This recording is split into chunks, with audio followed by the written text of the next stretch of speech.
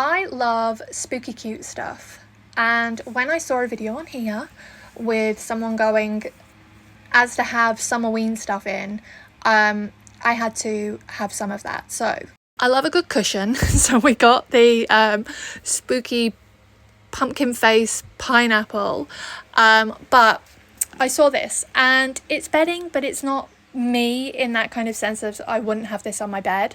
So I thought, you know what, let me just get a fitted sheet. I've taken the elastic out of it and let's make some pajamas out of it.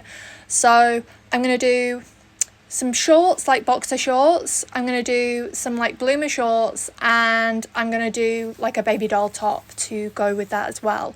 So I'll see you back in a second with kind of like how I've configured that on this kind of, and cut it out, see how much we've got left. And this is a single sheet, so if you kind of then see what I've got out of it, if you want to do this too, you can kind of go and get yourself a fitted sheet of whatever you want, really, basically, and do one yourself, can't you?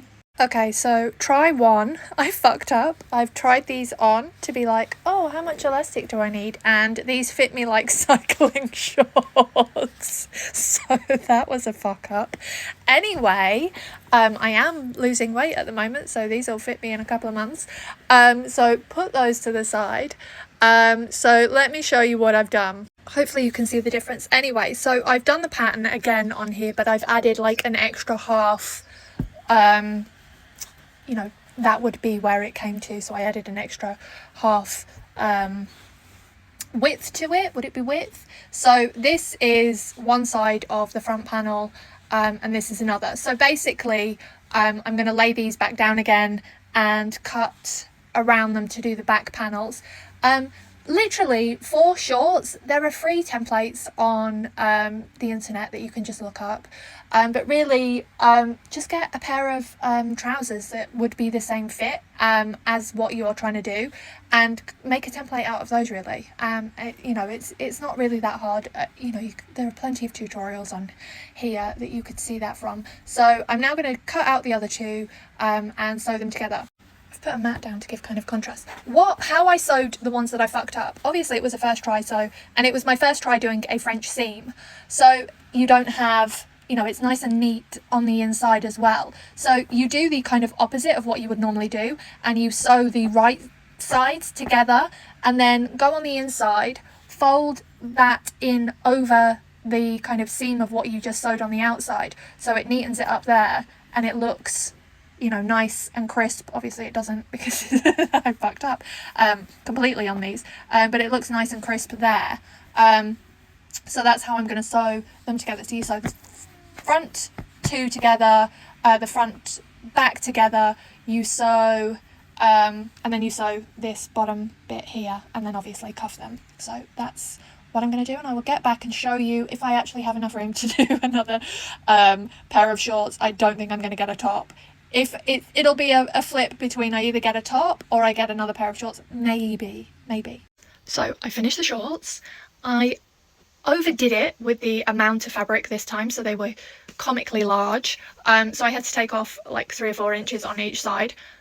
This is what you get from chaos sewing, you know, not using pins or measurements. You fuck up.